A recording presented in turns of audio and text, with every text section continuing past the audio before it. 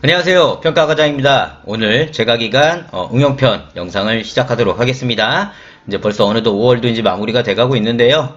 날씨가 많이 더워지고 있습니다. 저도 많이 더운데 우리 시청하신 분들도 힘찬 하루 보내시기 바랍니다. 현재 이제 6월달이면 우리 요양원들 평가가 이제 재개가 돼요. 요양원들 평가가 재개가 되고 요양원 평가가 이제 10월 말 정도 예상으로 10월 말 정도에 끝난다고 하니까요. 우리 재가기간 평가는 요양원 평가가 마무리가 돼야 시작이 됩니다. 꼭 그걸 감안하셔가지고 이제 6월이잖아요. 남은 한 5개월 동안 평가 준비를 진행하시면 되고, 일단 새로운 매뉴얼이 발표되면 준비하겠다고 하시는데 예전 평가랑 이번 평가는 좀 다른 게 평가 매뉴얼 새로운 매뉴얼 발표가 늦어지고 있잖아요. 그러면 원래대로라면 매뉴얼이 새로 발표되면 이걸 이후부터 새로운 매뉴얼이 적용이 됩니다. 따라서 거의 3년치에 대한 대부분의 평가가 기존 매뉴얼로 적용될 것 같으세요, 지금. 그러니까 따라서 기존 매뉴얼에 대한 거로 준비를 굉장히 정확하게 해주셔야 됩니다. 아셨죠? 자, 오늘 재가기간 응용편 시작하도록 하겠습니다.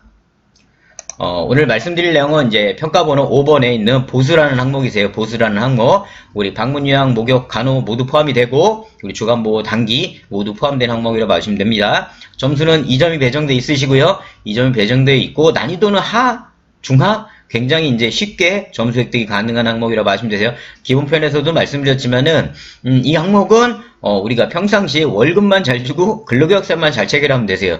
그러시면 크게 문제가 없는 항목이기 때문에, 어떻게 보면, 거저 먹는다 생각하시면 돼요. 아셨죠? 자, 내용 잠깐 간단하게 보겠습니다. 직원은 기관과 근로계약을 체결하고 이에 따른 보수를 지급받습니다. 라는 항목입니다. 예전부터 있었던 항목이고요. 이 항목은 앞으로도 계속 있을 것 같습니다.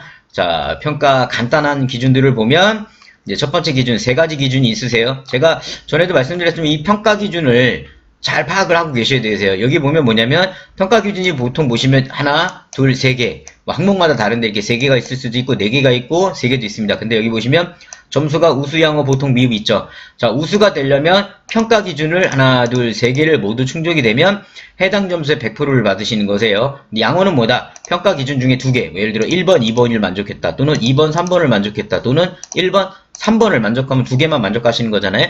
그럼 해당 점수의 70%, 즉 1.5점을 받으시는 거예요. 이 항목은 2점이 배정되어 있기 때문에요. 자, 보통은 뭐다? 한 개. 이거 중에 안타깝게 하나만. 그러니까 이런 항목들은 차라리 연동이 안 되어 있으니까 쉽게 점수 획득이 가능하신 거세요. 자, 평가 방법. 그 다음 중요한 게 뭐라고 말씀드렸죠? 면담이에요, 면담. 이 평가 방법. 평가 방법에 기록으로 돼 있는지, 면담으로 돼 있는지, 현장으로 돼 있는지. 요거에 따라서 이게 우리가 소위 말해서 기관에서 서류를 준비해야 되는 항목인지, 아니면 서류는 필요 없고 어떤 현장 평가에 의해 가지고 질문에 의한 답변에 의한 평가 항목인 건지를 파악을 하시고, 그게 또 굉장히 중요한 겁니다.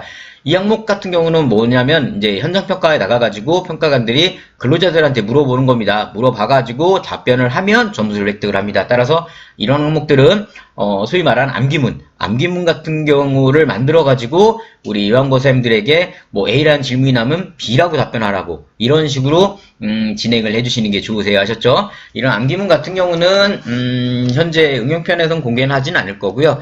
그래도 이제 나중에 한번 제가 올려보도록 하겠습니다. 그래도 어쨌든 기관에서 이런 형태의 답변, 질의응답서 같은 경우도 준비해 주시는 게 굉장히 좋으세요. 자, 그럼 평가 기준을 좀 볼게요.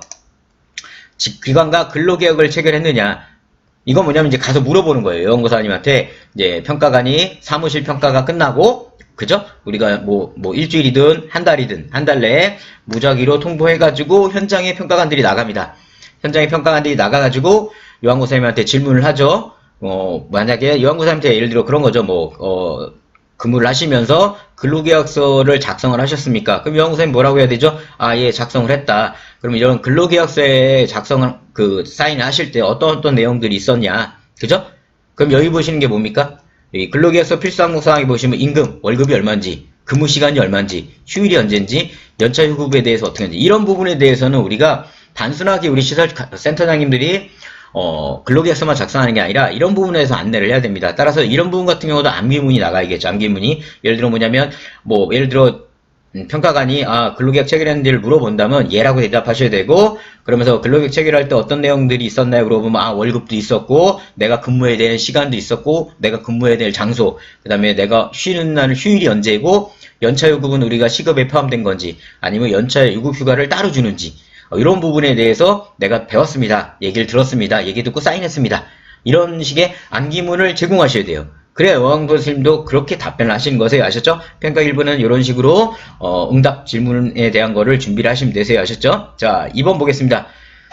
평가기 2번은 뭐냐? 근로계약서에 명시된 보수를 지급받느냐? 이것도 물어보는 거예요. 그렇게 사인하셨다면 근로계약서에 작성된 급여를 지금 받고 계십니까? 그럼 당연히 그 급여계약서대로 주시겠죠. 그들 안 주면 큰일 나죠. 요새 노동법에 노동부에 민원을 걸거나 하면 무조건 우리 선생님들이 지기 때문에 당연히 근로계약서를 주겠죠. 따라서 이런 것 같은 요한고 선생님이 내 급여를 제가 근로계약서에 작성한 대로 받고 있습니다. 자, 이런 식으로 이제 답변을 하셔야 된다는 겁니다. 1번, 2번 되게 쉽죠. 그러니까 이 항목은 어떻게 보면 평가분 점수 2점이지만 우리가 대답만 잘 준비하고 하신다면은 크게 어려운 없는 항목이라고 봐주시면 되세요. 자, 세 번째 항목입니다. 이 세 번째 항목이 원래는 직전평가에서 새롭게 추가됐던 거예요. 2019년도에 예전에는 우리가 원래 이제 급여 명세서를 작성을 해가지고 한부를 제공하고 한부를 이제 기관에서 갖고 있는 이 형태를 원래 했어야 되는데 이제 기관마다 이게 필수나 어떤 강제사항은 아니었어요. 그래서 우리가 원래는 급여가 얼마 나왔어요 하고 통장에 그냥 돈만 주셨잖아요. 이제 그게 아니라 우리가 예를 들어 그분에 대한 세전 세후 월급이 시급이 얼마고 해가지고 월급이 얼마다 그래서 이만큼 드릴게요라는 명세서를 주라는 겁니다. 근로자한테. 그래서 그거를 줬는지 질문을 하겠죠. 그럼 그런 요한고 선생님은 급여를 근로계약서대로 받으셨는데 그런 임금 명세서도 따로 매월 받고 계십니까? 그럼 요한고 선생님이 예라고 해야겠죠. 근데 한 번도 받아본 적이 없다면 요한고 선생님이 그게 뭐에 반문을 하겠죠. 그러니까 주셔야 되는 겁니다. 이거는 기관에서 만약에 힘들다 하더라도 주셔야 되는 거세요. 아셨죠? 이렇게 평가 기준 세 가지가 있으세요. 근데 여기서 주의하셔야 될 게 있어요. 이 항목이 현장평가입니다. 현장평가고 분명히 평가 방법도 면담이에요. 근데 실제 평가가 진행됐을 때 이게 평가관마다 좀 달라요. 그죠? 다르다 보니까 기관에서 서류 확인하는 평가관이 있어요. 기관에서 근로계약서 작성된 거 갖고 와라. 급여를 준 거를 갖고 와라. 명세서 줬다면 명세서 3부를 기관에서 보관하고 있을 거 아니야. 서류를 보여달라고 합니다. 그리고 그거를 가지고 추궁을 하는 평가관도 있었어요. 따라서 지금 원래대로 하면 원래 기관 운영상에 이 세 가지 근로계약서, 그죠? 근로계약서, 그 다음에 급여명세서 다 보관하고 있어야 되잖아요. 그러니까 보관도 서류를 잘 해주셔야 되는 겁니다. 아셨죠? 자, 이렇게 평가 기준마다 상세히 좀 설명을 드렸고요. 자, 상세 매뉴얼을 보면서 또 심도 있게 한번 말씀을 드리자면, 여기 보신 것처럼 사용자는 근로기준법, 해가지고 필수사항이 들어가야 되는 거잖아요.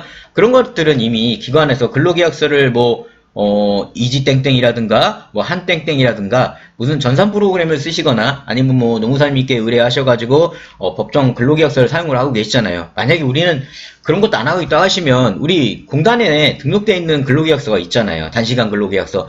그 근로계약서도 쓰셔야 된다는 거예요. 소위 말해서 여기서 말하는 근로계약서 안에는 반드시 최소, 필수적으로 임금, 시간, 휴일, 연차유급, 그 다음에 이 부분은 반드시 들어가야 되기 때문에 근로계약서에 이런 얘기는 꼭 넣어주셔야 되는 겁니다. 아셨죠?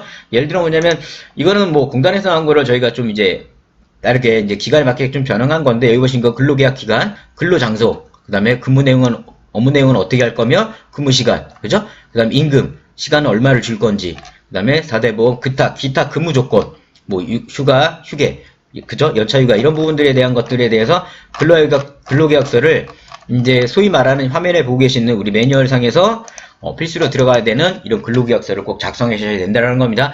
이거는 나중에 노무적으로 문제가 안 되시려면 반드시 저런 근로계약서를 사용하셔야 돼요. 아셨죠?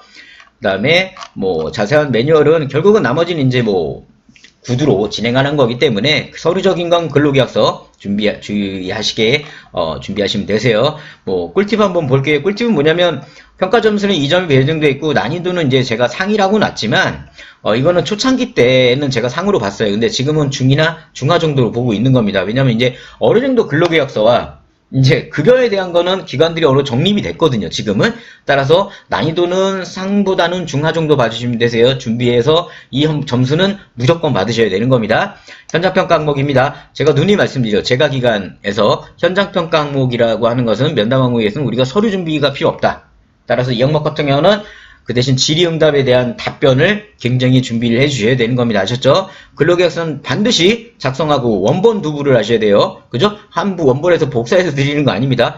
똑같은 원본을 두 부를 해가지고 한 부를 주셔야 되는 거고요. 그 다음에 급여명세서 같은 경우도 반드시 매월 근로자에게 주셔야 되는 겁니다. 아셨죠? 질의응답 보면은 우리가 공단에 가장 많이 좀 질의됐던 질문은 뭐였냐면 근로기사 필수사항이 2019년 추가됐는데 평가 공고 월에 다음 달부터 확인하나요? 자, 뭐라고 나왔냐면 원래는 보세요. 근로자가 작성한 근로계약서 필수사항 여부는 면담 방식으로 평가하며 근력서를 확인하지 않습니다. 그죠? 네, 보세요.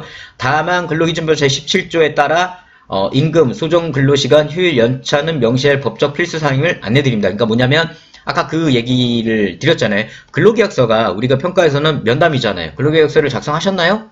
작성할 때 그 안에 어떤 내용이 있는지 기억하시나요? 이런 거에 면담이잖아요. 그러니까 따라서 반드시 임금, 시간, 휴일, 연차, 유급휴가는 명시해야 된다. 그러나 서류를 보지 않겠다고 했어요. 근데 이거를 재밌는 게 평가관들이 서류를 보는 평가관들이 있어요. 그러니까 최대한 어차피 이거 근로계약서는 기관에서 준비를 잘 하셔야 되는 거기 때문에 최대한 보관을 법정 서식에 맞는 근로계약서 작성하셔가지고 가지고 계시는 게 좋으세요. 아셨죠?